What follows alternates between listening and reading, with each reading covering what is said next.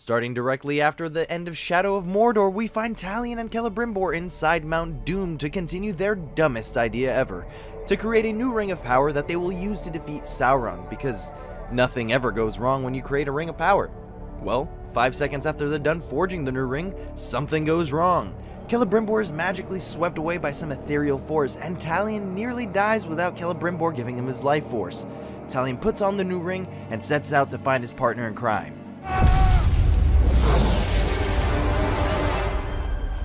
The Wraith calls to you. I call to you. Wraith! Where are you? He eventually tracks down the elf in a cave imprisoned by the scantily clad Shelob. She will only release Celebrimbor if Talion hands over the new ring, to which he reluctantly agrees. Like our star duo, Shelob also despises Sauron and wishes to see him defeated. She uses the ring to see visions of the future and reveals to our duo that they must go to Minas Ithil, the last Gondorian stronghold in Mordor. They must retrieve a Palantir that is hidden in the city, a tool that allows the person who possesses it to see anything they desire. Once at Minas Ithil, the odd couple begin to show cracks as they disagree on their objective. Talion wants to help his fellow Gondorians and defend the city from Sauron's siege. Celebrimbor just wants to find the Palantir and leave Minas Ithil to its fate. Talion wins the argument and argues that by helping Minas Ithil, they are guarding the Palantir. Talion slices and dices his way through legions of orcs and helps the city until they are betrayed by General Castamir, the Gondorians' leader. Castamir hands over the city and the Palantir to the Witch King in return for the safety of his daughter Idril. The Witch King immediately betrays the idiot, formerly known as Castamir, and slaps him aside like a ragdoll. Talion desperately fights off the Nazgul and nearly perishes, but is saved at the last minute by the elven assassin Etriel. She kills Talion to spare him from the Nazgul's corruption, knowing that the Gravewalker will rise from the grips of death.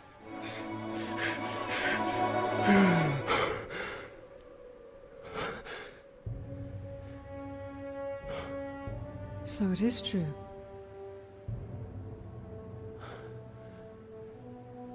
You killed me. And yet you live. Now with the Palantir in his possession, Sauron sees that Shelob has the new ring of power and sends the ring wraiths to retrieve it. Realizing that Sauron knows about the new ring, Talion and Celebrimbor rush to Shelob's aid and get there just in time before the Nazgul could overtake her. She hands the ring back to Talion and puts the future of Middle-earth back in his hands. Build your army. Your path will be made clear.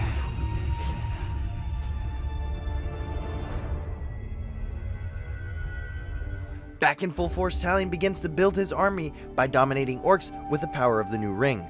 The Bright Lord starts to become as feared as the Dark Lord in the land of Mordor, as they enslave legions of orcs and siege Sauron's fortress.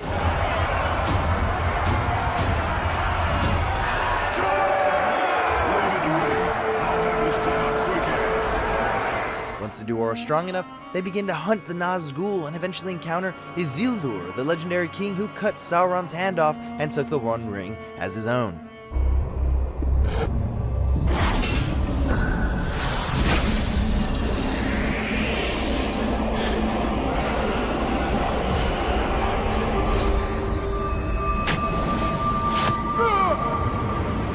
Talion defeats Isildur, and Celebrimbor enslaves him just as Sauron had. Talion, feeling conflicted, kills Isildur and sets him free.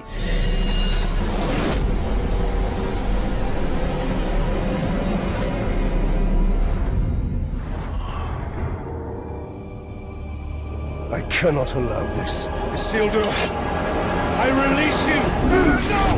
No! Find peace. Celebrimbor is outraged, feeling that Talion is weak for not seeing the bigger picture. Talion realizes that Celebrimbor is just like Sauron, that they're the opposite sides of the same coin. Etriel agrees with Celebrimbor that Sauron cannot be destroyed and that the Bright Lord must rule over the land of Mordor in order to hold back Sauron. Celebrimbor betrays Talion and abandons him, giving the new ring to Etriel. Without Celebrimbor at his side, Talion begins drifting into death. He sees Shelob in a vision, and she tells him that he did the right thing. When you and Celebrimbor forged a new ring of power, I saw where your path ended. Locked in battle against Sauron at the top of Barad-dûr. And you won. Sauron was enslaved, and the Bright Lord rose in his place. The armies of Mordor marched forth under his banner. Then Middle-earth fell under his heel. That is the future I fought against. The future you prevented. She convinces him to find his strength and to keep fighting. Awakening from the vision, Talion reaches for Isildur's ring of power to save his life. He is fully revived, holding the ring's corruption at bay.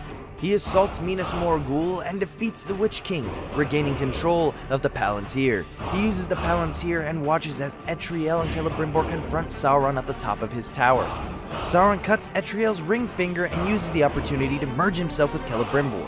As a result, Sauron and Celebrimbor's spirits remain perpetually trapped in Sauron's tower, battling for dominance over one another. Talion decides to use Minas Morgul to hold back the darkness from spreading beyond Mordor, but he eventually succumbs to the darkness and fully becomes a ring wraith. When Frodo finally destroys the ring many decades later, Talion is finally set free and is allowed to find the peace that has always eluded him. Cracked, crushed, fallen